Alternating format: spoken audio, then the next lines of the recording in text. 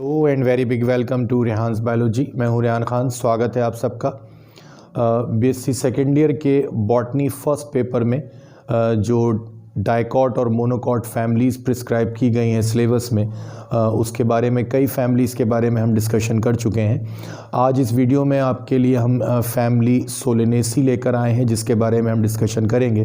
Dicot की एक important family है और बहुत सारी जो हम रोज़मर्रा की ज़िंदगी में सब्ज़ियां अपने उपयोग में लाते हैं, वेजिटेबल्स इस्तेमाल करते हैं अपने भोजन के तौर पे, वो इसी फैमिली सोलेनेसी को बिलोंग करती हैं।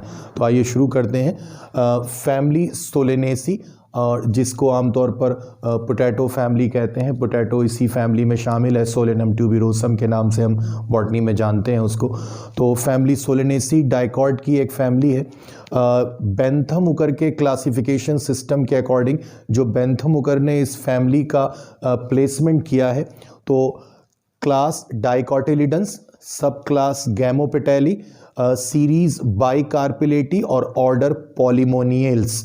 जिन लोगों ने पहले बेंथम उकर का क्लासिफिकेशन पढ़ा है और आप में से जिन लोगों ने वो वीडियो मिस कर दिया है, प्लीज़ बीएससी सेकेंड ईयर की प्लेलिस्ट में जाकर देखिए। बेंथम उकर के क्लासिफिकेशन के बारे में एक वीडियो पहले हमने अपलोड किया था और उसको देखिए। और बेंथम उकर के क्लासिफिकेशन की जो आउटलाइन है उसको देखकर आप समझ पाएंगे कि जिन डाइकॉट्स में गैमोपेटैलस कंडीशन पाई जाती है, यानी कि फ्यूज्ड पेटल्स होते हैं, जुड़े हुए पेटल्स होते हैं, उन डाइकॉट्स को गैमोपेटैली सब क्लास में रखा गया है। और उनमें से जिनके अंदर बाइकार्पिलरी ओवरी होती है उनको सीरीज बाइकार्पिलेटी में रखा गया है।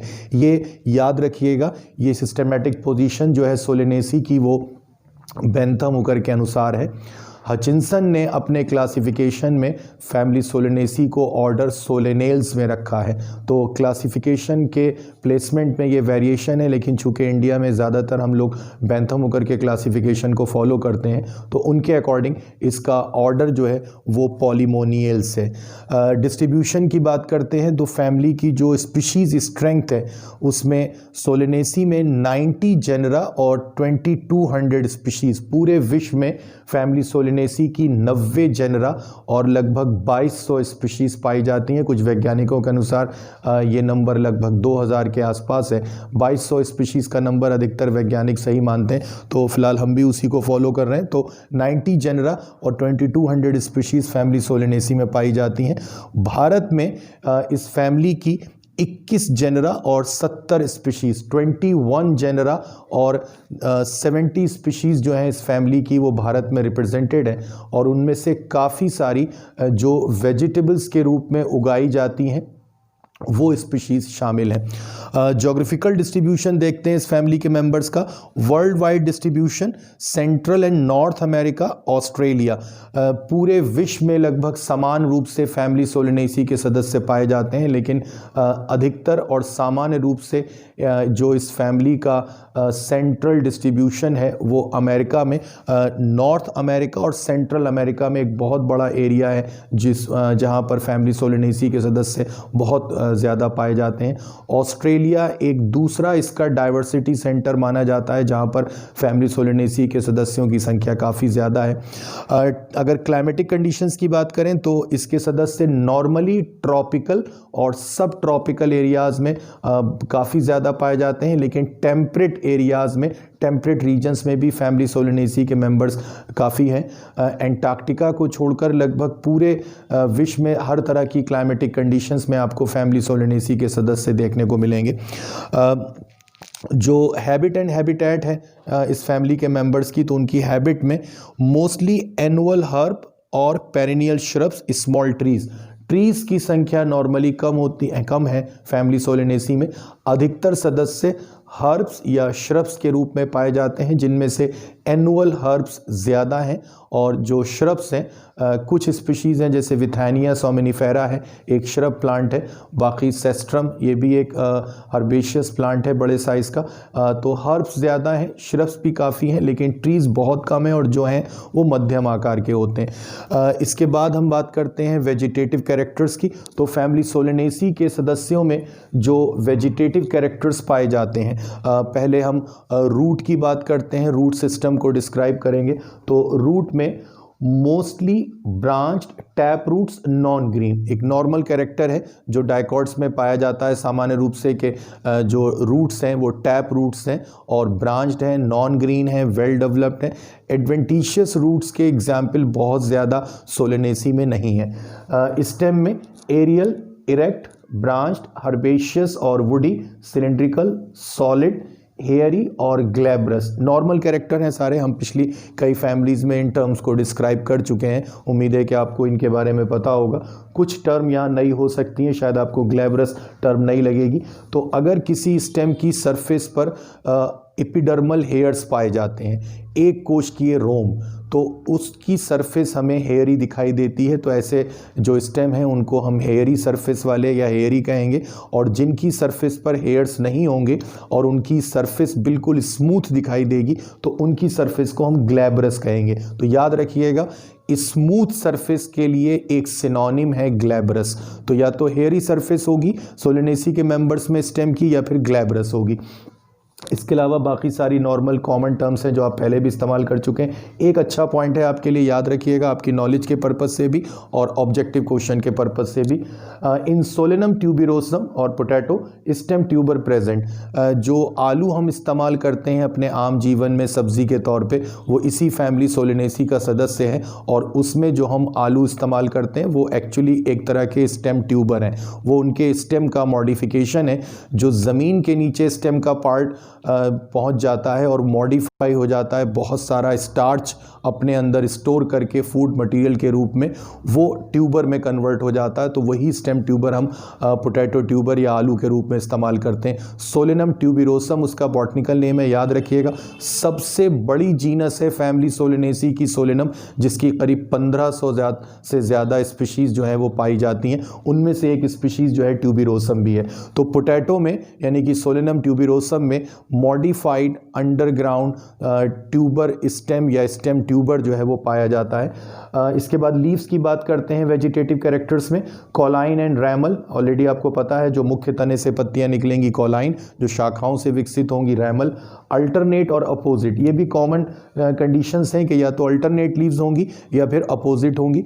यहाँ पर एक चीज़ आप याद रखिएगा, जो नॉर्मल वेजिटेटिव ब्रांचेस हैं प्लांट बॉडी की सोलेनेसी के मेंबर्स में, वहाँ नॉर्मली अल्टरनेट अरेंजमेंट होता है लीव्स का। जिन लोगों को ये कुछ कन्फ्यूजन हो इसमें तो वो देख सकते हैं कि ये कंडीशन जो है वो अल्टरनेट अरेंजमेंट ऑफ लीव्स की है। ये अल्टरनेट अरेंजमेंट कहलाता है, जिसमें लीव्स जो हैं वो जिस एक्सिस पर डेवलप होंगी तो उसमें राइट लेफ़्ट इस तरह से अरेंजमेंट होगा। ये अल्टरनेट कंडीशन है। अपोजिट कंडीशन में जो लीव्स हैं वो इस तरह से एक दूसरे के अपोजिट पेयर्स की फॉर्म में ऐसे अरेंज रहती हैं, तो ये अपोजिट अरेंजमेंट है। यहाँ ध्यान देने के लायक बात ये है कि फैमिली सोलेनेसी के मेंबर्स में जो वेजिटेटिव ब्रांचेस हैं उन पर तो अल्टरनेट लीव्स पाई जाती हैं, लेकिन जो फ्लोरल ब्रांचेस हैं या जहाँ पर इन्फ्लोरेसेंस पाया जाता है उस जगह पर आपको नॉर्मली अपोजिट लीव्स देखने को मिलेंगी। तो ये एक करेक्टरिस्टिक फीचर है फैमिली सोलेनेसी का कि इस पर आपको एक ही प्लांट बॉडी पर ब्रांचेस जो नॉर्मल हैं वेजिटेटिव उन पर अल्टरनेट और फ्लोरल ब्रांचेस पर आपको अपोजिट लीव्स मिलेंगी। बाकी पीटियोलेट और सेसाइल, अगर पीटियोल है, एक्सिस है लीफ का, जो इसको स्टॉक भी आप कहते हैं, तो वो पीटियोलेट लीफ कहलाएंगी। जो पीटियोल अगर पाया जाता है, नहीं होगा तो सेसाइल लीव्स हैं। स्टिप्यूल नॉर्मली नहीं पाए जाते हैं, एक्स स्टिपुलेट लीफ है, सिंपल है, मोस्टली एंटायर मार्जिन वाली हैं जिनमें रेटिकुलेट वेनेशन यानी कि जालिकावत शिराविन्यास पाया जाता है। एंटायर मार्जिन, एक बार फिर से ये नॉर्मल टर्म है लेकिन फिर भी एक बार इसको समझ लीजिए। अगर किसी लीफ के किनारे वाले भाग, ये जो मार्जिन्स हैं, इन पर किसी तरह की कोई कटिंग नहीं होती है, बिल्कुल स्ट्रेट ये मार्जिन होते हैं, तो इनको एंटायर मार्जिन कहते हैं। अगर इनमें किसी तरह की कटिंग होगी तो उसी के अकॉर्डिंग उनके लिए हम दूसरी टर्म्स का इस्तेमाल करेंगे। जैसे इस तरह की अगर कटिंग पाई जाती है तो इसको सेरेट मार्जिन कहेंगे, और अगर किसी लीफ में ये जो मार्जिन वाला हिस्सा है वो इस तरह का होता है तो इनको नॉर्मली डेंटेट मार्जिन कहेंगे। जालिकावत शिराविन्यास होगा यानी कि रेटिकुलेट वेनेशन होगा, जो कि डाइकॉट का एक नॉर्मल कैरेक्टर है। सोलेनेसी के वेजिटेटिव कैरेक्टर्स के बाद आइए डिस्कशन करते हैं इसके फ्लोरल कैरेक्टर्स के बारे में। और जैसा कि आप जानते हैं फ्लोरल कैरेक्टर्स में पहले इन्फ्लोरेसेंस की बात करते हैं। तो अधिकतर सदस्यों में फैमिली सोलेनेसी के एक्सिलरी साइमोज इन्फ्लोरेसेंस पाया जाता है और कुछ सदस्यों में आपको कंपाउंड साइमोज इन्फ्लोरेसेंस मिलेगा या डिफरेंट टाइप के साइमोज इन्फ्लोरेसेंस के कॉम्बिनेशंस मिलेंगे, जिसमें आपको मोनोचेजियल साइम के साथ में एक ब्रांच पर आपको डाइचेजियल साइम भी मिल सकता है। तो मोस्टली साइमोज इन्फ्लोरेसेंस है, चाहे वो एक्सिलरी साइमोज हो या फिर कंबाइंड साइमोज या कॉम्बिनेशन में साइमोज के डिफरेंट टाइप्स हों। फ्लावर की बात करते हैं। फ्लावर अधिकतर ई ब्रैक्टिएट कंडीशन पाई जाती है, लेकिन कुछ फ्लावर्स में ब्रैक्टिएट कंडीशन भी होती है। Hermaphrodite, actinomorphic, hypogynous, complete, pentamerous, ये सात जो टर्म्स हैं सारी की सारी कॉमन टर्म्स हैं जो फ्लावर के डिस्क्रिप्शन के लिए हम इस्तेमाल करते हैं। जिन लोगों को कुछ कन्फ्यूजन हो या इनमें से काफ़ी सारी अगर टर्म्स आपको क्लियर ना हो तो आप उसको दोबारा से समझ सकते हैं। हर्माफ्रोडाइट ऐसे फ्लावर्स को कहते हैं जिनमें एंड्रूशियम और गायनोशियम यानी कि मेल और फीमेल दोनों पार्ट पाए जाते हैं। एक्टिनोमॉर्फिक, जिन फ्लावर को आप किसी भी प्लेन से डिवाइड करें और हमेशा वो बराबर भागों में विभाजित हों, वो एक्टिनोमॉर्फिक फ्लावर कहलाते हैं या सिमेट्रिकल फ्लावर कहलाते हैं। हाइपोगाइनस, ऐसे फ्लावर जिसमें थैलेमस जो है, जिसको आमतौर पर हम पुष्पासन कहते हैं, वो एक गुंबद की आकृति का या डोम शेप्ड हो और उसमें टॉप मोस्ट पोजीशन पर ओवरी पाई जाए और उसके चारों तरफ नीचे उससे सारे फ्लोरल पार्ट अरेंज हो, यानी कि सेपल, पेटल और स्टेमन। तो ओवरी ऐसी दशा में सुपीरियर होगी और फ्लावर जो है वो हाइपोगाइनस कहलाएगा। कंप्लीट फ्लावर जिसमें सेपल, पेटल, स्टेमन और कार्पल ये सारे पार्ट पाए जाते हैं, वो कंप्लीट फ्लावर कहलाएगा। पेंटामेरस, जिसमें फ्लोरल पार्ट 5 या 5 के गुणनफल में होंगे, यानी कि 5 या 5 के मल्टीपल में वो पेंटामेरस फ्लावर्स होते हैं, जो कि डाइकॉट फ्लावर का एक कैरेक्टरिस्टिक फीचर है। आइए कैलिक्स की बात करते हैं। 5 सेपल्स, गैमोसेपेलस, परसिस्टेंट इन फ्रूट, एक बहुत इंपॉर्टेंट कैरेक्टर है फैमिली सोलेनेसी का। इसमें कैलिक्स में 5 सेपल्स पाए जाते हैं जो आपस में जुड़े रहते हैं, गैमोसेपेलस कंडीशन होती है।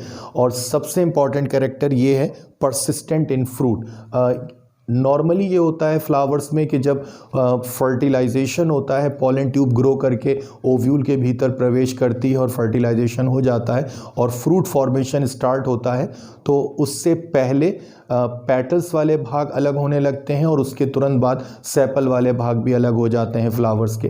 तो जब फ्रूट का फॉर्मेशन होता है तो नॉर्मली स्टेमन, सेपल और पेटल ये भाग नष्ट होना शुरू हो जाते हैं और धीमे धीमे ये फ्लावर से समाप्त हो जाते हैं। लेकिन कुछ कंडीशंस में, ख़ासतौर से जैसे फैमिली सोलेनेसी के कुछ मेंबर्स में, जो फ्रूट है उसके डेवलपमेंट के साथ साथ सेपल्स की भी ग्रोथ होती रहती है और सेपल्स जो हैं यानी कि कैलिक्स वाला जो पार्ट है वो फ्रूट के साथ लगा रहता है। तो अगर किसी फ्रूट के साथ में सेपल्स भी लगे हुए पाए जाएंगे और उनकी वृद्धि भी फ्रूट के साथ लगातार होती रहेगी तो उनको परसिस्टेंट सेपल्स कहते हैं, हिंदी में कहते हैं दीर्घजीवी, जो लंबे समय तक पाए जाएं फ्लावर में। अब आप ध्यान कीजिए, आपने जो अपने आम जीवन में जो सब्जियां इस्तेमाल की हैं उनमें से कई ऐसी वेजिटेबल, कई ऐसी सब्जियां हैं जिनमें आपको ये परसिस्टेंट सेपल दिखाई देते हैं। मींस जैसे ये एक कॉमन वेजिटेबल है जिसको हम एग प्लांट या ब्रिंजल या बैंगन कहते हैं। इसमें ऊपर की तरफ ये जो ग्रीन कलर का एक क्राउन जैसा दिखता है हमें बैंगन के ऊपर, ये परसिस्टेंट सेपल है। या टमाटर का जो फ्रूट है, जो सब्ज़ी की तरह हम इस्तेमाल करते हैं, इसी फैमिली का मेंबर है। और आप ध्यान कीजिए, आपने जो टमाटर का फ्रूट देखा है उसमें ऊपर की तरफ ये एक सेपल्स का एक ग्रुप, एक सर्किल आपको देखने को मिलता है, ये परसिस्टेंट सेपल है।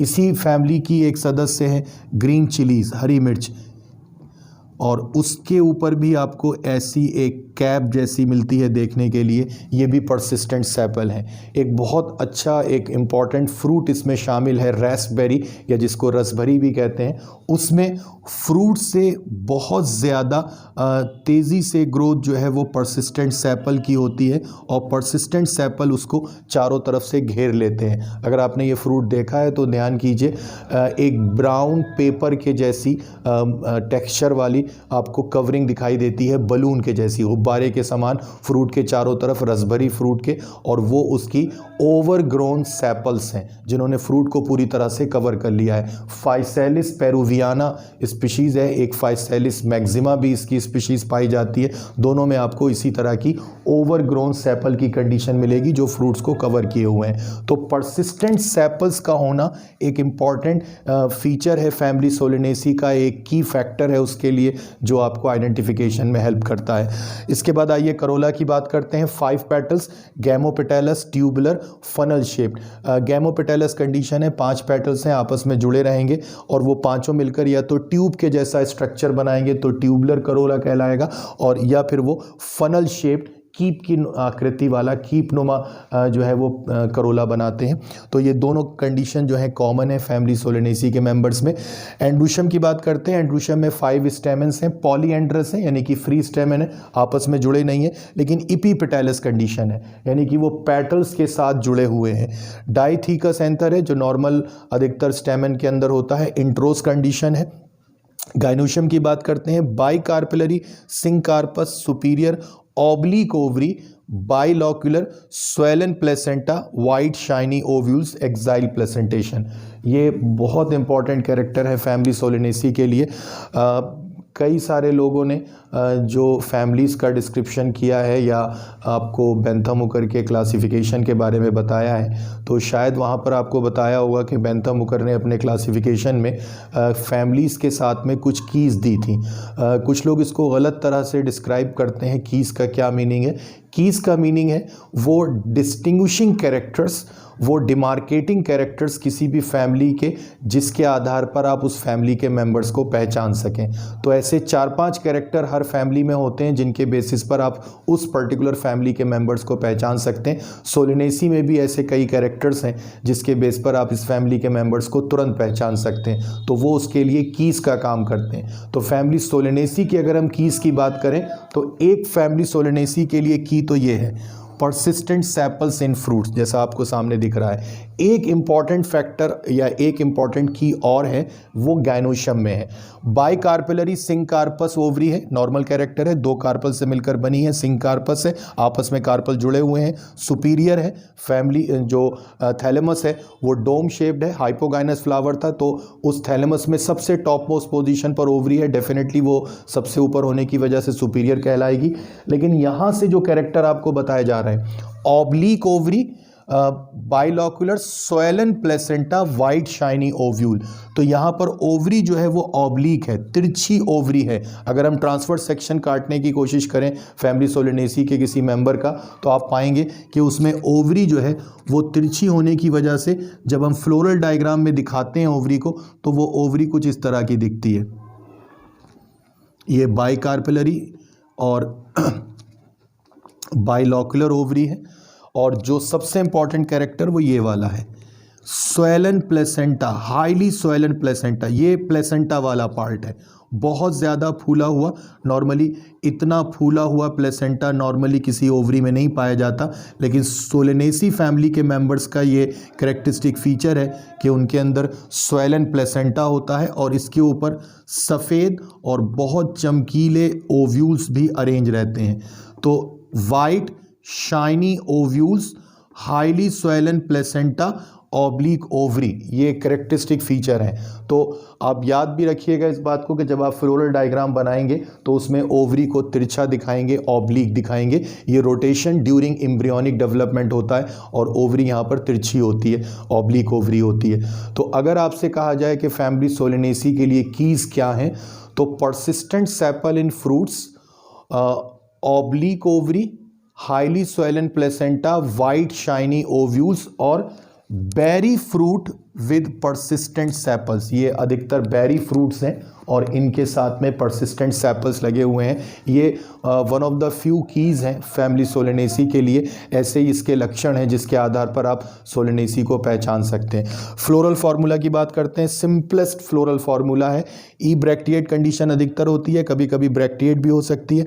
एक्टिनोमॉर्फिक, हर्माफ्रोडाइट, कैलिक्स में 5 सेपल्स हैं, गैमोसेपेलस कंडीशन है।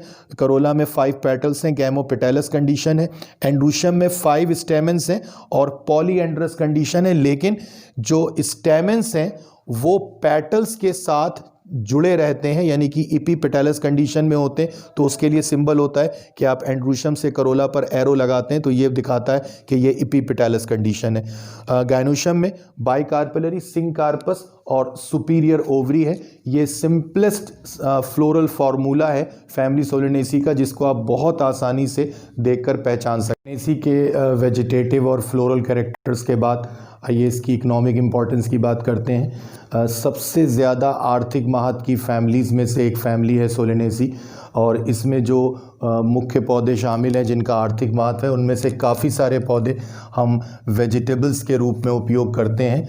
सोलेनम मेलोंजेना बैंगन, सोलेनम ट्यूबिरोसम आलू, लाइकोपर्सिकम एस्कुलेंटम टमाटर। इन पौधों के लिए, इन पौधों के आर्थिक महत्व की वजह से सोलेनेसी के मेंबर्स काफ़ी देशों में उगाए जाते हैं बड़े पैमाने पर। ख़ासतौर से आलू जैसे पौधे जो यूरोपीय देशों में, बहुत सारे एशियाई देशों में और नॉर्थ और सेंट्रल अमेरिका में काफ़ी देशों में मुख्य उपज है आलू। तो फैमिली सोलेनेसी का जो आर्थिक महत्व है वो मोस्टली वेजिटेबल प्लांट्स की वजह से है, जिसमें आलू, टमाटर और बैंगन शामिल हैं। कुछ पौधे मेडिसिनल वैल्यू के भी हैं, औषधीय महत्व के भी हैं, जिसमें एट्रोपा बेलाडोना ये एक पौधा है जिसकी जड़ों से एट्रोपिन नाम की एक ड्रग प्राप्त की जाती है और उसका इस्तेमाल आँखों की स्वेलिंग को दूर करने में और आँखों के एग्जामिनेशन में, जब डॉक्टर्स आँखों का ट्रीटमेंट शुरू करते हैं, आँखों को देखते हैं, तो उसमें एट्रोपिन बेलाडोना से जो बेलाडोना नाम की ड्रग या एट्रोपिन नाम की ड्रग प्राप्त होती है उसको डालते हैं। उसका काम होता है कि वो पुपिल्स को डायलेट कर देती, आँख की पुतली को फैला देती है, जिसकी वजह से आँखों का एग्जामिनेशन करना, उनको चेक करना आसान हो जाता है। तो एट्रोपिन ड्रग का सोर्स है एट्रोपा बेलाडोना। एक और पौधा है विथानिया सोमनीफेरा।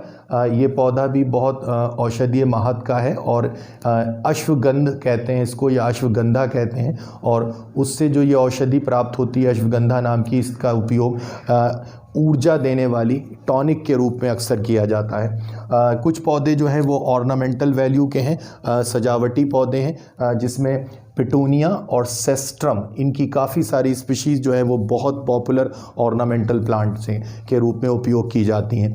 तो ये सोलेनेसी फैमिली के वेजिटेटिव और फ्लोरल कैरेक्टर्स और उसके इकोनॉमिक इम्पोर्टेंस के बारे में एक छोटा सा डिस्कशन था। उम्मीद है आपको पसंद आया होगा और काफ़ी सारी नई बातें आपको शायद पता चली होंगी। फ़िलहाल आगे और किसी फैमिली के बारे में अगर आप चाहते हैं कि डिस्कशन किया जाए तो प्लीज़ कमेंट बॉक्स में आकर कमेंट कीजिए, बताइए हमें किन और फैमिलीज़ के बारे में आप जानना चाहते हैं। जो लोग आज पहली बार रेहान्स बायोलॉजी पर आएँ प्लीज़ सब्सक्राइब कीजिए इस चैनल को, लाइक कीजिए वीडियोज़ को और लगातार शेयर कीजिए।